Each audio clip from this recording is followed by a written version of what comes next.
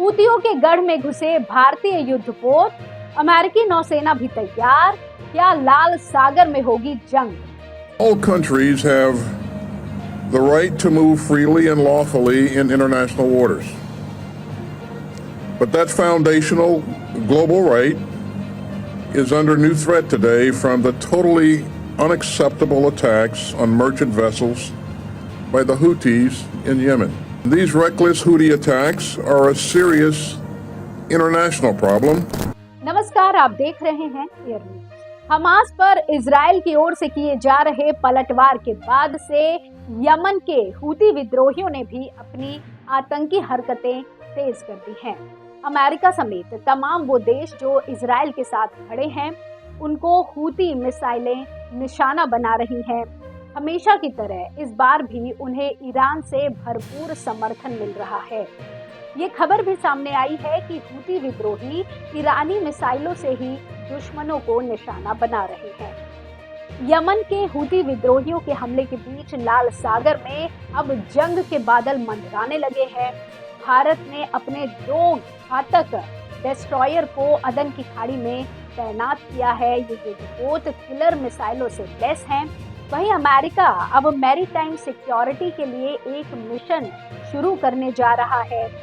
क्या है ISS तनाव का पूरा ताना बाना, देखिए ये हमारी स्पेशल रिपोर्ट। इजराइल और हमास के बीच गाजा में चल रहा युद्ध अब लाल सागर की ओर बढ़ता दिखाई दे रहा है।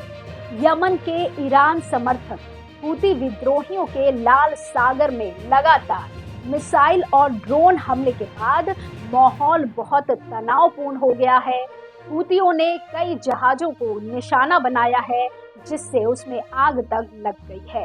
हूती हमलों को विफल करने के लिए अमेरिकी नौसेना को बार बार कार्रवाई करनी पड़ रही है। दुनिया के सबसे व्यस्त मार्गों में से एक लाल सागर में अपने जहाजों की सुरक्षा को सुनिश्चित करने के लिए भारत ने भी मिसाइलों से लैस 2 युद्धपोतों को तैनात कर दिया है। वहीं अमेरिका के रक्षा मंत्री लॉयड ऑस्टिन ने लाल सागर के व्यापारिक जहाजों के लिए मैरीटाइम सिक्योरिटी फोर्स के विस्तार का ऐलान किया है। इस गठबंधन में ब्रिटेन, बहरीन, फ्रांस, नॉर्वे और अन्य देशों की नौसेनाएं शामिल हैं। हूती विद्रोही दावा तो इजरायली और अमेरिकी जहाजों पर मिसाइल हमला करने का कर रहे हैं, लेकिन उसकी चपेट में जहाज भी आ रहे हैं।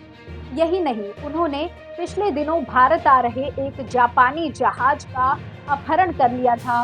भारतीय व्यापारिक जहाजों पर हमले के बढ़ते खतरे को देखते हुए अब 2 डिस्ट्रॉयर को भारतीय नौसेना ने अदन की खाड़ी में तैनात किया है।